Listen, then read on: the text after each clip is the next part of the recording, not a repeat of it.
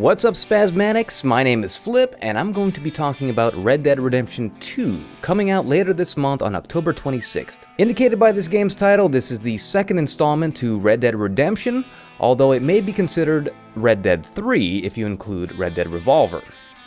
I always thought they should have called it like Red Dead Retribution or Red Dead Revolution or something like that, so it could still be RDR 3, but what do I know? By the way, I've made Phlypp Talks videos in the past, but I'm changing up the format quite a bit.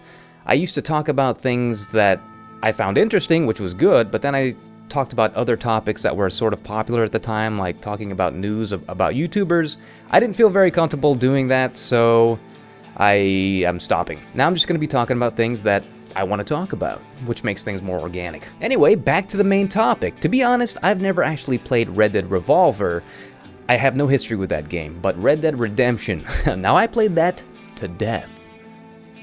Red Dead. I had a blast playing this game back in 2010, and I still play it to this day. I even got 100% completion in the game. I do plan on completing Red Dead Redemption 2 with 100% completion as well, but I think I'm going to play through the game fully and then make a review on it. And it's been forever since I've made a review. I'm hoping you can go back after completing the game. Most open world games do let you do that.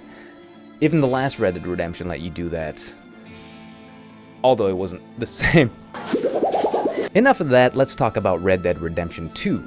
Although it's the second game, it's actually a prequel to the first Redemption game, set in the late 1800s. You're a member of Dutch van der Linde's outlaw gang, but this time you don't play as John Marston, although you will be seeing him and probably interacting with him because he's part of the same gang.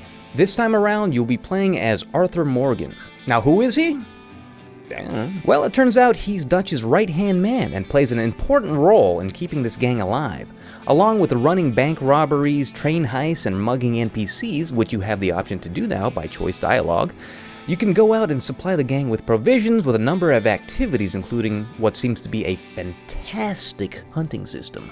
Other than that, I guess we're just gonna have to wait and play the game to see where this story will lead us. It'll be interesting to see what events lead John Marston to leave this gang and eventually seek his own redemption. Also, there will probably be more detailed answers as to how the original gang inevitably parted ways. I mentioned the fantastic hunting system. That brings me to some realism aspects to this game. Now see, Rockstar went nuts with the realism. I'm not even talking about the breathtaking graphics. I mean, look at the light illuminating this guy's ears. And then his nose.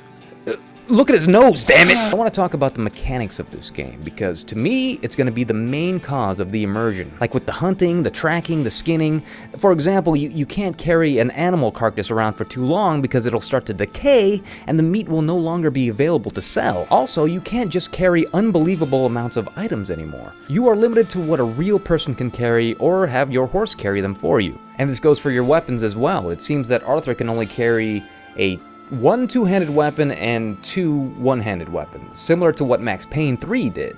What you see is what you get. Some people might have an issue with this, but I certainly appreciate this aspect of realism. And who knows, maybe later in the game you'll be able to unlock more holsters and transform into some amorphous blob of firearms, but probably not. This inventory system is just one small part of the immersion.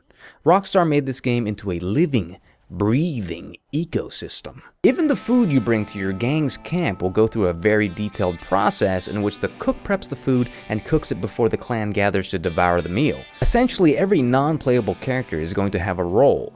No more standing around looking like an oil painting. The NPCs are going to be chopping wood, they're going to be building things, they're going to be farming. I believe this is going to change the open world gaming genre.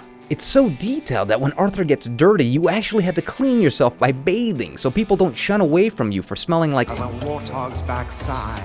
And your hair grows. Your hair grows over time.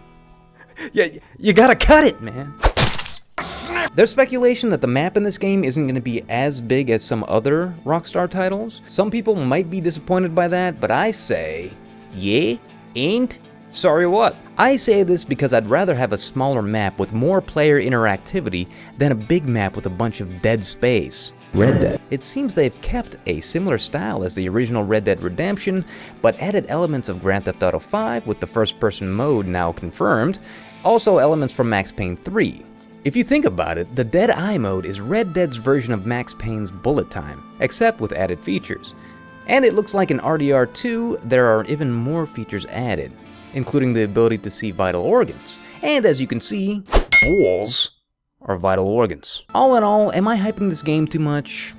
It's possible, and also there's the possibility that all these features may not live up to the expectation.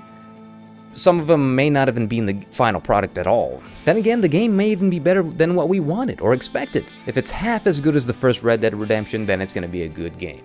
Now, if it ends up being better, then it's going to be a great game. Stay spazzy, and I'll catch you on the flip side.